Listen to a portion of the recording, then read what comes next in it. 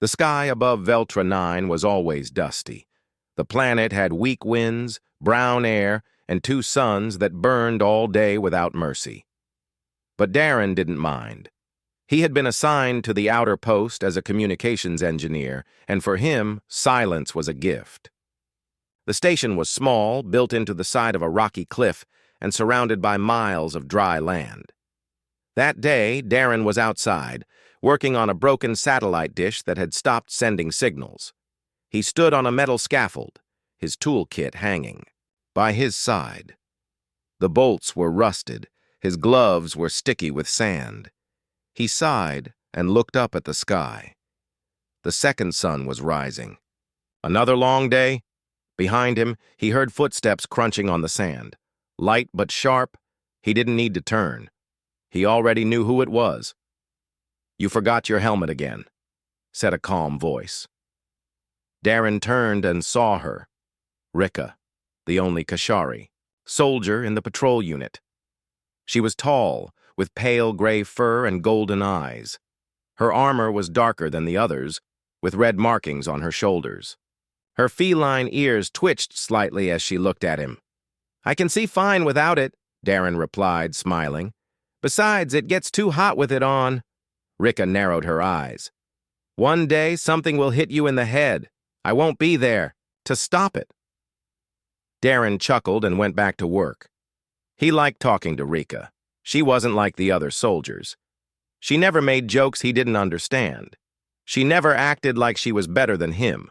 She was quiet, serious, and always did her job. That morning was supposed to be simple. Fix the dish, check the signal, return to base. But something changed. The first warning came as a flash in the sky, a small black shape, fast and low. Darren squinted and stood up straight. "Rika, do you see that?" he asked. She was already moving. "Get down!" Then it happened. A pirate scout ship dropped out of the clouds, spinning toward the outpost. It opened fire before it even touched the ground. Plasma bolts struck the sand. One hit the side of the scaffold, throwing sparks. Everywhere, Darren lost his balance. He fell, landing hard on the rocky ground. His ears rang. Dust filled his mouth. When he looked up, he saw the scout ship had landed. The doors opened. 4 pirates rushed out, weapons ready. They wore mismatched armor and moved fast. Darren reached for his comm, but it was gone. One of the pirates saw him and raised his blaster. Time slowed. Darren couldn't move. The blaster charged up, but then a blur of gray and red shot across his vision. Rika. She jumped in front of him and took the blast with her shoulder. The sound was like thunder. Her body hit the ground with a heavy thud. Smoke rose from the burn on her armor. Darren crawled to her. "Rika, no, stay with me." Her eyes were half open. She tried to push herself up, but her arm didn't move. Blood was soaking through the fabric under her armor. More blasts hit nearby. The patrol squad returned fire from the main gate. The pirates shouted and fell back. Darren looked at Rika. She was shaking. Her breathing was slow. He grabbed her by the good arm. "I'm getting you out of here," he said. "No," she whispered. "Leave me." Not a chance. With all his strength, Darren lifted her onto his back. She was heavier than she looked, but he didn't stop. Plasma fire cracked behind him as he ran toward the base. Dust swirled in the air. The gate opened just in time. Inside, 2 soldiers rushed forward. "Is she alive?" "She's hit bad," Darren said. "Where's the med room?" They guided him inside. The base's autosurgeon whirred to life as they laid Rika down on the table. Lights scanned her wounds. Mechanical arms started to move. Darren stood by the door, panting. His hands were shaking. His shirt was stained with her blood. He looked down at her. Her eyes were closed now. Her ears were still. Her tail, usually twitching, hung limp off the edge of the table. "She saved me," he said quietly. A medic nodded. "That's what Kashari do. They protect their squad." "She could have died." "She still might," the medic replied. "The blast cracked her bone. She's lucky to be alive." Darren didn't sleep that night. He stayed outside the med room, sitting on the bench, listening to the quiet hum of machines. No one else came. The soldiers didn't talk much about Rika. Maybe they didn't know what to say. He thought about the way she moved, how fast she had been, how sure. She had seen the blast before he did, and she didn't hesitate. The next morning, the medic came out. "She's awake," he said. "She asked for you." Darren rushed inside. Rika was lying still, but her eyes were open. She turned her head slightly when she saw him. "You're here," she said. "Of course I'm here," he replied. "I thought you would run." "Not from you." She gave a small, tired smile. "Good." Darren sat beside her bed. "You saved me. I owe you." She looked away for a moment. Then she said something strange. "Can I ask you something personal?" "Sure," Darren said. "Have you ever groomed fur before?" He blinked. "What?" She didn't laugh. "I can't reach my back. My fur is dirty. It feels wrong. Would you help me clean it?" Darren paused. "Is that a Kashari thing?" "It is a trust thing," she said softly. "A bond thing." He looked into her eyes and nodded. "Then yes, I'll help." She closed her eyes. "Thank you." The machines continued to hum, but Darren didn't notice. He sat quietly by her side, wondering what kind of connection had just begun. Inside the base's medical wing, the lights were dim and quiet. Machines beeped softly. The autosurgeon was still watching over Rika's body as it healed. Her shoulder had been repaired with a bone stabilizer. The burns on her side had been covered with cool gel that shimmered in the light. But the rest of her, the part that wasn't skin or bone, still looked tired. Darren sat beside her bed in a metal chair. He hadn't left her side since she had asked him to groom her fur. "Oi." Words kept repeating in his head. She had spoken them so calmly, so honestly. She had trusted him. He looked down at her. Rika's golden eyes were closed. Her breathing was slow. Her tail twitched every few minutes. Her fur, usually neat and smooth, was now ruffled and matted from blood and dust. The back part near her shoulder was tangled badly. Darren didn't know much about Kashari culture, but he had read a few things in the training manual. Grooming was something they only did with close family or battle partners. It wasn't just a cleaning task. It was a sign of respect, a sign of trust. He stood up and walked to the sink. He grabbed a clean cloth and soaked it in warm water. Then he returned to her side and gently placed it over the worst knot in her fur. Her ears twitched at the touch, but she didn't wake. "Up." "Just helping," Darren whispered. He worked slowly. The dried blood was hard to remove, but he was careful. He cleaned around the wounds, never pressing too hard. He brushed with his fingers when the cloth wasn't enough. The work was quiet, peaceful, and strange. He had never done anything like it before. By the time he finished the left side of her back, she stirred. "You're still here," Rika said, her voice rough. Darren nodded. "You asked me to groom your fur. I said yes." Her tail lifted slightly. "And you did it?" I started. Didn't want to wait. Rika turned her head toward him. "You're careful. Most wouldn't know how to do it right." "I had good motivation," he said. "You saved my life." Rika closed her eyes. "Again. I would do it again. You are squad. Squad must protect each other." "But you were the only one who jumped in." They were too slow. I was closer. There was a pause. Only the soft sound of the medical machine filled the room. "Does it hurt?" Darren asked. "Not now. The gel helps. But I don't like staying. Still this long." "You need to heal." Rika looked at him again. "You don't have to stay here, Darren." He shook his head. "I want to." For the first time since she had woken up, her face relaxed. Not a smile. Not exactly, but something close. Later that day, a senior officer came in. He was tall, with gray skin and wide shoulders. His voice was strong but polite. "I heard you two took the worst of the pirate attack," he said. Darren nodded. "She saved me. Took a direct hit.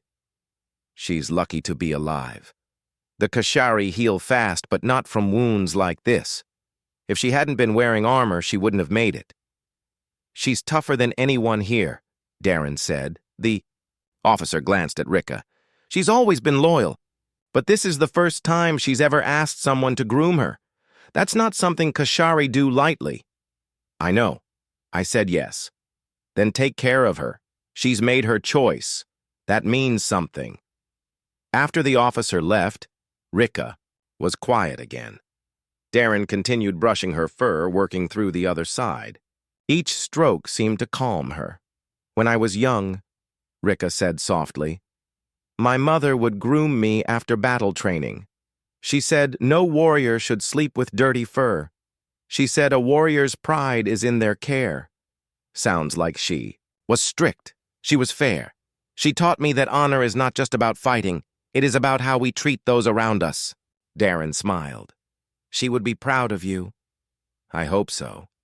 The next morning, the medic checked her wounds and smiled. "You're healing fast. A few more days and you'll be walking again."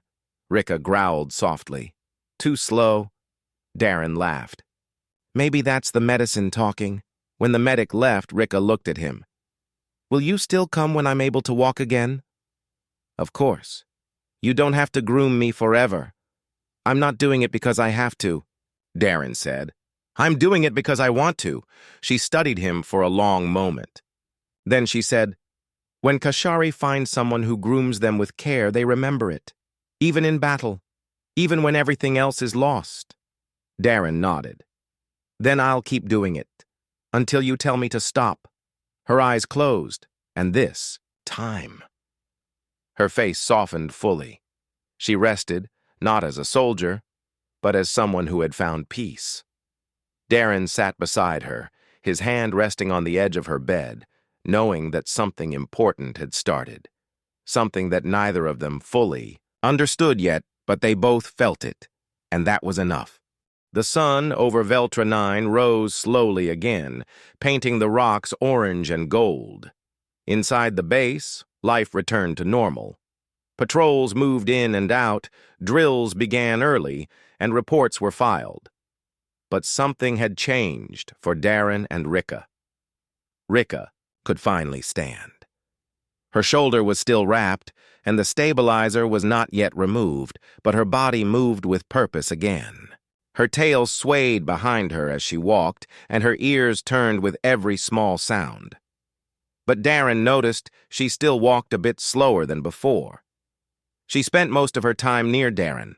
At meals, she sat by his side. During training sessions, she watched his steps carefully. When she spoke, her voice was softer than before. It was as if a wall had come down between them, one neither of them had noticed until it was gone. One morning, Rika stood outside the base gate, watching the rocky hills ahead. Darren joined her, holding 2 mugs of hot nutrient brew. He offered one. "You're moving better," he said. Rika took the mug. "Pain is fading. Strength is returning." "Good. The team feels safer when you're walking around." She looked at him. "And you?" "I feel safer too." She gave a slow nod. Then she looked away, eyes locked on the horizon. "You know," Darren said, trying to break the silence, "back home cats purr when they feel calm or happy." "I know," Rika replied. "I read about your animals." "Really? Then what? Was that sound you made the other night? After I cleaned your fur?" She didn't turn. That was not a purr. It was a release, a sign of peace. Darren smiled. "Same thing, I think." There was a pause. Then Rika said, "Darren, I want you to understand something. Grooming for my people is not just cleaning. It is a ritual. A bond! We do it after battle, after survival, when one has saved the other. I figured it was important. That's why I did it carefully." "More than that," she said, "it means I trust you, more than anyone else here." Darren was quiet. He looked at her. Her armor was still scratched from the blast. Her fur had grown back around the wound. She looked strong again, but now he saw the person behind the warrior. "I trust you too," he said. Later that day, Captain Sorrel called them both to the command room. A large map floated in the air above the table. Red marks circled a canyon about 8 kilometers south. "Pirates have been using this area as a relay point," the captain said. "We need eyes on the ground. Small team. Fast in, fast out." He looked at Rika and Darren. "You two will go. Quiet scan. No engagement. Just gather data." Rika nodded. "Understood." Darren blinked. "Wait, me too?" "You've worked with her closely. She trusts you. And you've passed recon training. You're ready?" Darren nodded slowly. "All right. We'll do it." They left at sunrise the next day. Rika led the way, silent and focused. Darren followed, his pack loaded with scanners and tools. The canyon was dry, with sharp edges and narrow paths. Sand shifted under their feet, but they moved with care. Halfway there, Rika stopped. She knelt by a flat rock, sniffed the air, and tapped the ground. "Tracks," she whispered. Darren crouched beside her. "Pirates?" "Maybe. Light steps, small group. They moved slower after that, staying low behind rocks and keeping their voices low." At the canyon's edge, Darren set up a scanner while Rika watched the ridge. "There's a signal tower hidden." "In the rocks," he said. "It's active, sending short bursts every 10 minutes. "Coordinates locked?" "Yeah. Got it. We should head back." But as they turned, a sound echoed nearby. Rika's ears shot up. Footsteps. "Close. Hide," she whispered. They slipped behind a narrow ledge. 2 pirate scouts walked past, holding rifles and laughing. They didn't see Darren or Rika. When the scouts were gone, Rika looked at him. "Let's move." They returned to base before sunset, tired but unharmed. Captain Sorrel was pleased. "With the data, good work. We'll hit their tower in 3 days. You two are part of the lead unit." Darren nodded. "We'll be ready." That night, Darren sat on his bunk, cleaning dust from his boots. Rika entered the room quietly. "Doe, you have a moment?" she asked. "Of course." She walked closer and sat beside him.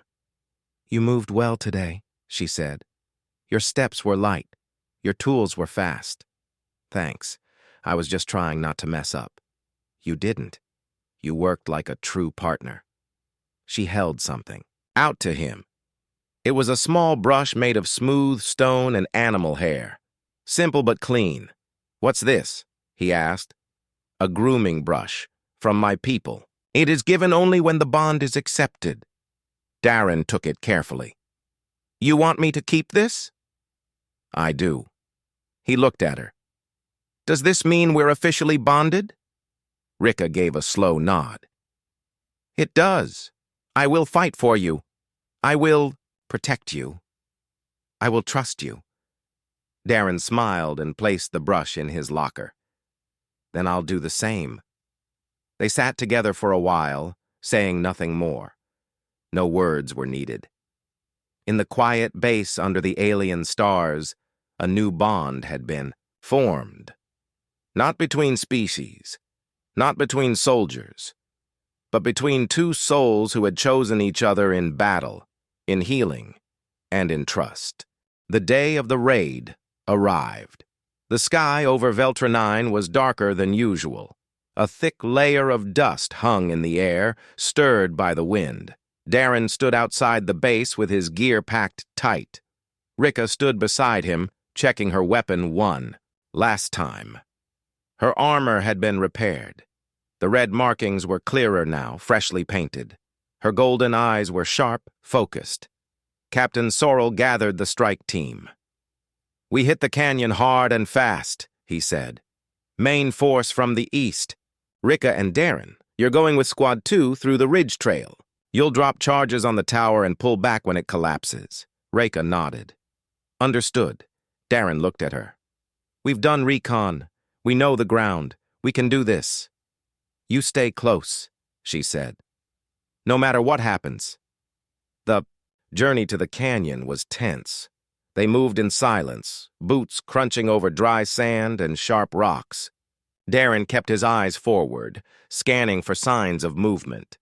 He carried 2 explosive charges, each packed with timed fuses. Rika walked just ahead, her tail flicking once every few steps. It was the only sign she was thinking. They reached the ridge trail by mid-morning. The sun beat down hard, dust clung to their armor. Below, the pirate signal tower rose from the rock, thin and tall, built with stolen parts and powered by a humming generator. Squad 2 split up. Rika and Darren climbed closer to the base of the tower, staying behind a ledge. Darren set the charges. Quickly. 1 near the base, 1 higher up the structure. Timer's set, he said. 3 minutes after detonation, this whole tower falls.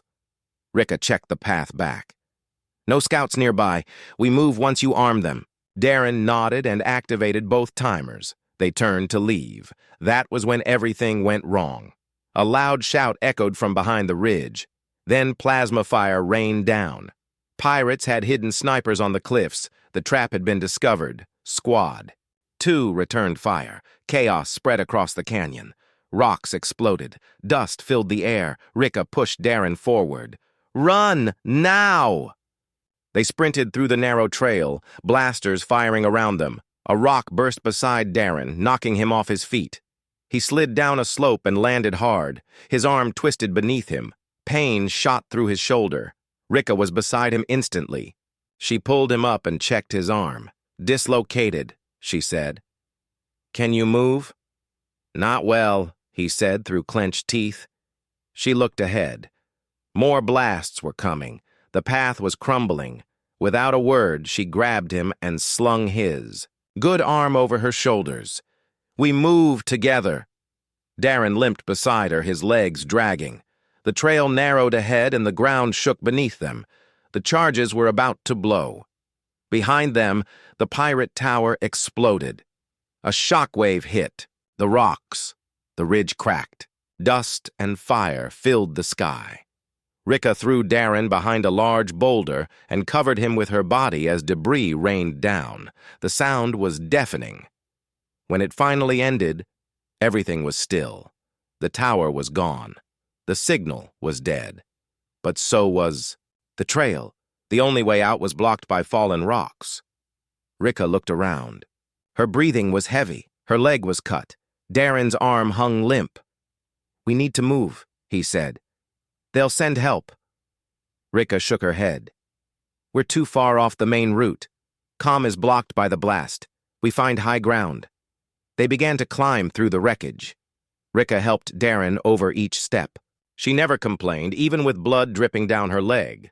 Her tail was stiff, showing her pain, but her grip was strong. After an hour, they reached a flat ledge with a clear view. Darren activated his emergency beacon. It'll take time, he said. Rika sat beside him. Her fur was covered in dust and blood. Her armor was scratched, but she was calm. You should rest, he told her. I'm fine, she said. You're not. Let me check your leg. She looked at him for a moment, then nodded. Darren opened the first aid pack and cleaned the wound. He wrapped it tightly. Thank you, she said. You've carried me half the way here. Least I can do. She looked up at the sky. You fought. Well today. I didn't do much. You did. You planted the charges. You held your ground. And you kept moving even when you were hurt. I had to, he said. You were with me. Rika turned to him. Her golden eyes met his. That is what it means to be bonded, to move together, to protect each other. I understand that now. She leaned back and closed her eyes. When I joined this unit, I never thought I would find someone like you. Someone who would treat me like more than just a soldier.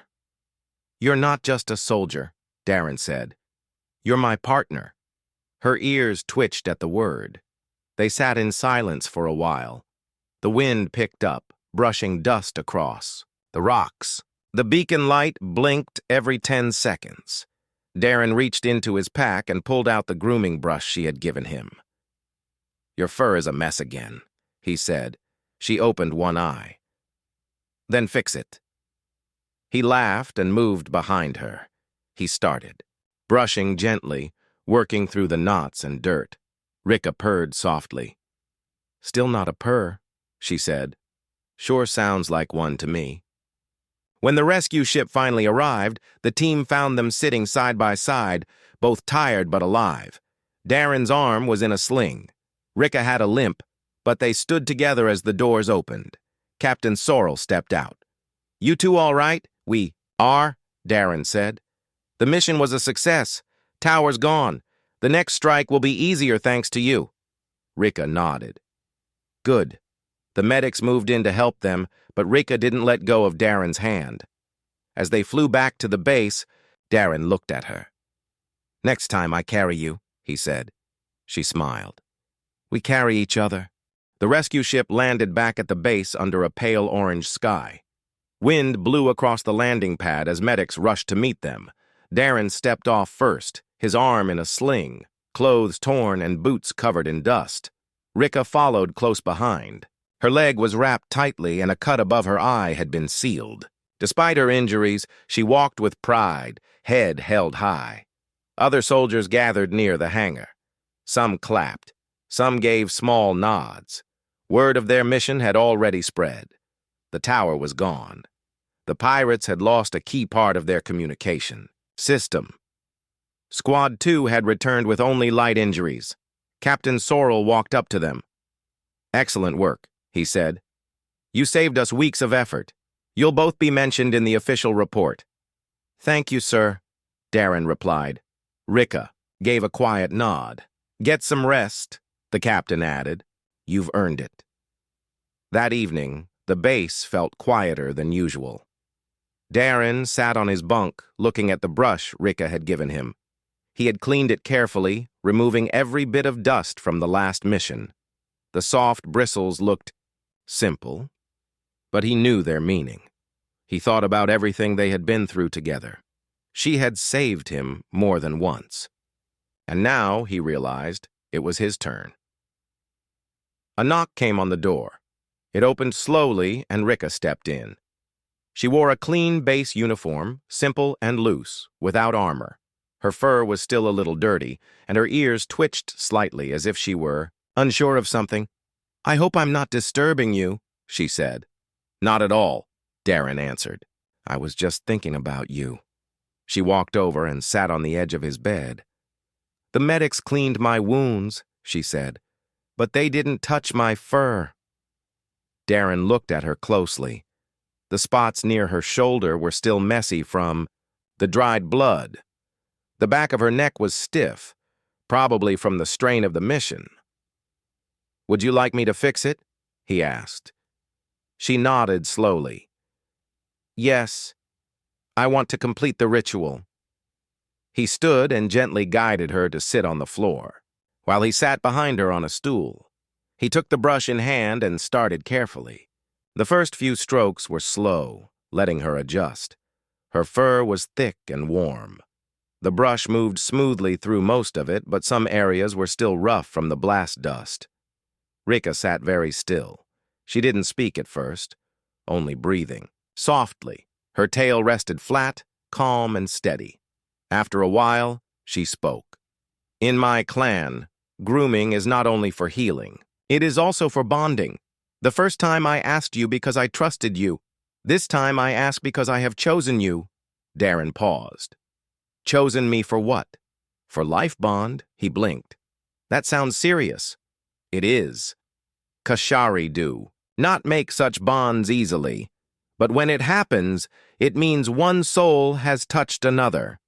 Not just in battle, in care, in spirit." He continued brushing, carefully untangling the back of her neck. "I'm honored," he said, "but I don't want to say yes unless I understand everything." "You already understand," she replied. "You stayed with me when I was hurt. You carried me when I could not move. You groomed my fur not as a task, but with care. And you... Let me care for you as well, Darren smiled. Then yes, I accept. Rika's ears relaxed. She leaned back slightly, allowing him to reach the final part near her shoulder. After he finished, she turned and took the brush from his hand. My turn, she said. He laughed. I don't have fur, but you have hair. And this brush can handle both. He sat on the stool and let her move behind him. Her touch was gentle. She brushed slowly, starting from the top of his head, then moving to the sides. It felt strange but comforting. In Kashari tradition, she said, this part of the ritual seals the bond. Both must give and receive care. Darren closed his eyes and let the silence fill the room. When she finished, she placed the brush back in his hand. We are bonded now, she said. He looked at her. What does that mean for us? It means we stand together, always, in battle, in peace, in all things. He reached out and gently held her hand. Then I'm glad it's with you. They sat together on the bed after that, talking quietly. She told him stories of her childhood on her homeworld. He told her about Earth, about trees and oceans and animals that purred just like she did. She was curious about everything. She asked about birds and ice cream and rain. Later, she leaned against his shoulder and closed her eyes. You make this place feel less empty, she said. You make it feel like home, he replied. That night, as the stars moved across the sky above Veltra 9, a new kind of peace settled between them. The war was not over. Missions would still come. Danger would still rise. But for now, in that quiet room, there was trust. There was warmth. There was a bond that no enemy could break, and for Darren and Rika, that was enough. The outpost was quieter than usual. Rumors of a new pirate attack spread through the base like wildfire. Captain Sorrel called an emergency meeting. The pirates had regrouped and planned a bigger strike. The command needed a plan to stop them before they reached the main base. Darren and Rika stood together in the briefing room. The holographic map showed the canyon where they had destroyed the tower. Red dots marked enemy movements. We need a smaller team for a trap, the captain said. The pirates expect a frontal assault. We will hit them from the side. Rika looked at Darren. We should volunteer. Darren nodded. We know the area. We can handle it. The captain smiled. Good. You will take Squad 4. Your mission is to lure the pirates into the canyon and trap them with explosives. They prepared quickly. Darren checked the charges while Rika gathered gear. The team was tight, only 6 soldiers, moving fast and quietly. At dawn, they set off toward the canyon. The dry air was cold against their skin. Dust rose as they moved. The rocky cliffs rose high on either side. It was quiet. Too quiet. They found a narrow path near the edge of the canyon. Rika led the way, scanning for danger. Darren followed, his heart pounding. Halfway through the trail, they heard voices. Pirates were near. Rika signaled to stop. They hid behind rocks and waited. 2 scouts passed, talking loudly. They did not see the patrol. Rika whispered, Wait for my signal. Darren felt the tension rise. His muscles were tight. He gripped his blaster tightly. Suddenly, the pirates spotted them and opened fire. Ambush! Rika shouted. The team fired back. Blaster bolts flew in every direction. Rocks exploded as shots hit the walls. Darren dove behind a boulder, feeling heat from plasma bolts nearby. Rika shouted orders. Move! Move! Set charges! Darren ran to the spot they had chosen to place explosives. He set the first charge quickly. The second was harder. The pirates were closing in. A blast hit near him, throwing him off balance. He grunted in pain but kept working. Rika was fighting alongside the others, her claws flashing in close combat. She was fierce, protecting each soldier as if they were family. Darren finished and armed the charges. 3 minutes, he yelled. They all ran toward the canyon exit. Pirates chased them, shouting curses and firing wildly. Darren's leg was scraped by a sharp rock, but he didn't stop. Rika was just ahead, covering their retreat. Suddenly, a plasma blast hit Rika's side. She stumbled but caught herself. Blood stained her armor. "Rika!" Darren shouted. She looked back. "Keep moving! I'm fine!" But Darren saw the pain in her eyes. They reached the canyon entrance just as the explosives detonated. The blast shook the ground, sending rocks and dust into the air. The pirate group was caught in the explosion, trapped under the falling debris. Darren helped Rika lean against a rock. Her breathing was heavy. "You're hurt worse this time," he said. She smiled faintly. "You saved me before. Now it is my turn." He shook his head. "No, we do this together." Rika closed her eyes. Together. Minutes passed before rescue teams arrived. Medics rushed to treat her wounds. Darren stayed by her side, brushing dust from her fur gently. She looked at him. "Will you still groom my fur when I am well?" He smiled. "Always," she purred softly. The base was alive with quiet excitement after the last mission. Captain Sorrel had called a small ceremony to honor Darren and Rika for their courage. The other soldiers gathered in the mess hall. Flags waved softly in the warm breeze.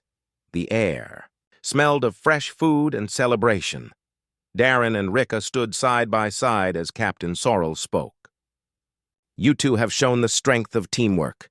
Your bond saved lives and stopped the pirates. We are proud of you." Rika looked at Darren, her golden eyes shining with pride. He smiled back, feeling a warmth he had never known before. After the ceremony, they walked outside toward the landing bay. Rika stopped beside a small shuttle. "I have a request," she said quietly. Darren raised an eyebrow. "What is it?" "I want to be reassigned to Earth with you." Darren blinked in surprise.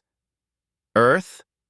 "Yes, my people have heard much about humans, about your world. I want to see it, to understand it, and I want to stay near you." The thought made Darren's heart beat faster.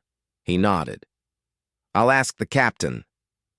When Captain Sorrel heard the request, he looked thoughtful. "It is unusual, but your bond is strong. If you can work together, we will support the transfer." Within days, Rika and Darren prepared for the journey. The shuttle was small but fast. They packed light and boarded, ready for a new adventure. As the stars passed outside the window, Rika turned to Darren. "Do humans groom their partners like we do?" Darren laughed. "Not exactly, but I can learn." She smiled, her tail curling. Softly around her feet, "You will be my teacher. I'll do my best." They sat together in the quiet ship, feeling the pull of new worlds and new beginnings. Rika rested her head on Darren's shoulder. "This is more than fur deep," she whispered. Darren smiled. More than fur deep. Together they looked forward, to the future. A future where trust, care, and friendship bridged species and stars. Where two souls, once strangers, had become family.